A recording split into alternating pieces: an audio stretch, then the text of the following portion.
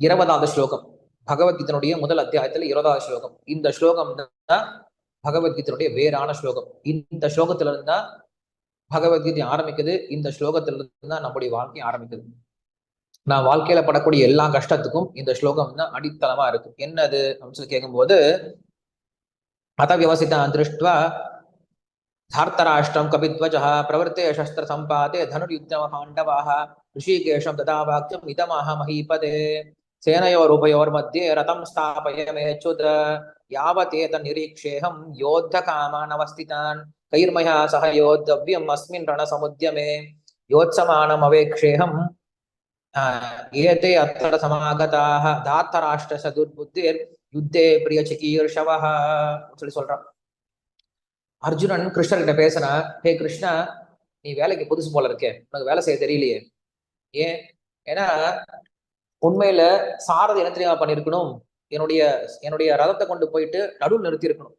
என்ன பண்ணிருக்கேன், எங்கேயோ கொண்டு போய் மூலையில் நிறுத்திருக்கேன், எனக்கு என்ன பயமா, கொண்டு போய் நிறுத்துப்பா. சேனையோர் உபயோர் மத்திய ரதம் ஸ்தாபயமே அச்சுத அப்படின்னு என்ன பண்றான், கிருஷ்ணர் கிட்ட அவன் வந்து ஆர்டர் போடுறான். இந்த மாதிரி ஒரு தெய்வத்தை நீங்க எங்கேயாவது பார்த்திருக்கீங்களா? நம்ம கடவுளை போய் வழிபடலாம், கடவுள் நம்மளுக்கு ஆசீர்வாதம் கொடுக்கலாம்.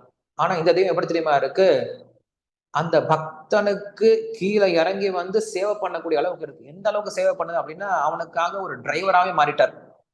கிருஷ்ணர் என்னதான் சேவை பண்ணல, பக்தர்களுக்கு டிரைவர், அவருக்கு போருக்கு சாரதியா மாறி இருக்காரு, அவங்களுக்கு தூதுவனா மாறி இருக்காரு. வீட்டுக்கு வெளியில பார்த்தோம் அப்படின்னா இரவு முழுவதும் காவலாளியா இருப்பாராம் கிருஷ்ணர்.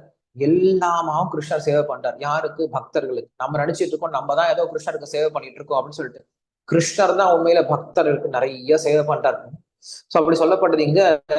அந்த கிருஷ்ணர் என்ன பண்ணார் அப்படின்னா, கிருஷ்ணர் சொல்றான் அர்ஜுனன், ஹே கிருஷ்ணா, கொண்டு போய் என் சேனைக்கு நடுவில், 2 சேனைக்கு நடுவில் என்ன பண்ண, என்னோட ரதத்தை நிறுத்து அப்படின்னு சொல்லி சொல்றான்.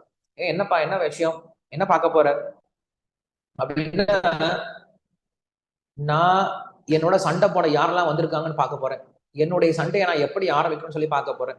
நான் யாரு கூடலாம் சண்டை போடணும்னு சொல்லி பார்க்க போறேன். யாரெல்லாம் ஏன் கூட சண்டை போட தகுதியானவர்கள் பார்க்க போறேன் அப்படின்னு என்ன பண்றான், கிருஷ்ணர் கிட்ட பேசுறாங்க. இதெல்லாம் எல்லா பிரச்சனையும் ஆரம்பிக்குது. என்ன பிரச்சனை? நான் சண்டை போட போறேன், என்னுடைய சண்டை, எனக்கு சமமானவர்கள் யார் இருக்காங்க, நான் எனது நான் எனது அப்படின்ற இந்த ஒரு விஷயம்தான் எல்லா பிரச்சனைக்கும், நம்முடைய எல்லா பிரச்சனைக்கும் காரணம். இது நம்ம போக போக புரிஞ்சுப்போம். சோ இங்க வந்து கிருஷ்ணருக்கு அச்சுதா அப்படின்ற பேரை சொல்லி கூப்பிடுறான். அச்சுதன்னா யாருன்னு தெரியுமா அர்த்தம்? யார் ஒருவன் கைவிடவே மாட்டானோ அவனுக்கு பேர் அச்சுதன்.